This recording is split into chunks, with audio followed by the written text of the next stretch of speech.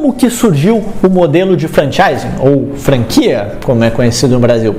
Embora certos arranjos e práticas que deram a origem ao sistema possam ser rastreados até muito antes disso, alguns historiadores afirmam, que o conceito de franchising surgiu na Idade Média, quando a Igreja Católica e mais tarde os monarcas eles passaram a conceder licenças ou então franquias aos senhores das terras e outras pessoas para que em seu nome coletassem os impostos e taxas da igreja. O franchising, a franquia, tal como a gente conhece hoje, surgiu nos Estados Unidos por volta do ano de 1851, 1852, quando uma companhia americana de máquinas de costura, que talvez vocês conheçam, era sediada na região da Nova Inglaterra, ela resolveu outorgar várias licenças de uso da sua marca e dos métodos de operação a alguns comerciantes interessados em revender os seus produtos e em lojas exclusivas situadas em cidades e vilarejos. Alguns anos mais tarde, então em 1898, foi a vez da General Motors iniciar uma utilização do sistema para expandir a rede de pontos de venda de carros que ela produzia, criando então um conceito de negócio que mais tarde ele veio ser chamado de concessionária de veículos, mas que iniciou como uma franquia. Até então, os carros e outros veículos eram vendidos diretamente pelas empresas montadoras de automóveis aos consumidores. Então, observando isso também, a Coca-Cola criou um sistema de franquia de produção, também chamada de franquia de fabricação, de que se tem notícia. É o primeiro, passando então a outorgar licenças para que empresários e outros grupos empresariais interessados em produzir e comercializar os refrigerantes da Coca-Cola em outras regiões geográficas que a Coca-Cola não atendia e definidas por contrato, mais ou menos nos moldes que faz até hoje. A partir do início do século XX, o uso do franchising ele se difundiu nos Estados Unidos. Em 1917, por exemplo, surgiram as primeiras franquias de mercados de vizinhança, as lojas de doces, chamadas grocery stores, que depois evoluíram para supermercados, e em 1921 foi criada então a primeira franquia de serviços puros que se sabe, que foi a locadora de veículos Hertz. Em 1925 surgiu a primeira franquia de fast food, a IW.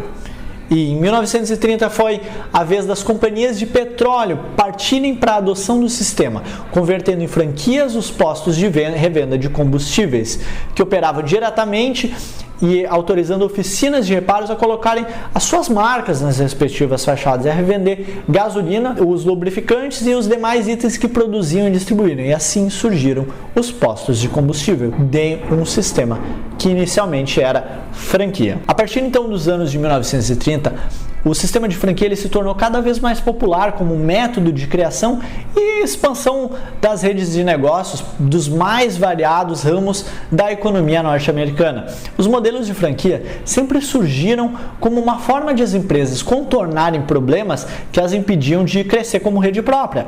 E foi esse o caso de vários setores, especialmente empresas em que as lojas eram pequenas, com poucos funcionários, exigia uma gestão muito dedicada e muito direta ao negócio, que as redes não conseguiam expandir porque se algum funcionário faltasse, elas não tinham a gestão. E a solução para isso foi franquear uma pessoa que seria o gerente e que haveria uma gestão direta naquela loja, mesmo que fosse uma loja pequena, com 3 ou 4 funcionários. Diversas lojas e empresas que antes tinham então dificuldade de crescer como rede, elas conseguiram então, nesse novo modelo de franquia a partir de 1930, crescer. E então, em 1950, surgem algumas das mais famosas franquias do mundo, tais como Burger King, McDonald's, Dunkin' Donuts e o KFC. Também em 1950, com a adoção do modelo no Brasil, ele começou pelo IASIG e CCAA. E na década de 1970, esse modelo de franchise ficou mais estruturado no Brasil e as marcas que antes tinham dificuldade de expandir por rede própria, então agora conseguiam, entre elas a Água de Cheiro, a Elos e a Boticário, que passaram a adotar esse modelo de franquia. E nesse mesmo período, também começaram a invadir o Brasil as marcas norte-americanas, como é o famoso McDonald's. Mas foi em 1980 que o movimento ele ganhou força no país. e em que um grande número de empresas passaram a adotar o modelo de franchising e assim surgiu a Associação Brasileira de Franchising. Em 1994 foi adotada a primeira lei sobre franquias e com isso o segmento teve um aumento maior ainda. Os investidores passaram a se sentir mais seguros para investir nesse modelo de negócio. Com grandes marcas e empresas realmente sólidas entrando nesse mercado de franquias, esse mercado ele cresceu muito e tinha taxas extremamente baixas de fechamento. Era quase que sinônimo de sucesso. E esse mercado foi evoluindo. E agora, em 2010, com a facilidade de se abrir uma franquia, liberações de crédito dos bancos para abertura de franquias, facilidades, as taxas de mortalidade explodiram, crescendo de 2010 a 2015 de 3 para 6% a mortalidade das franquias e atualmente estáveis na faixa de 5% com 2% de repasse.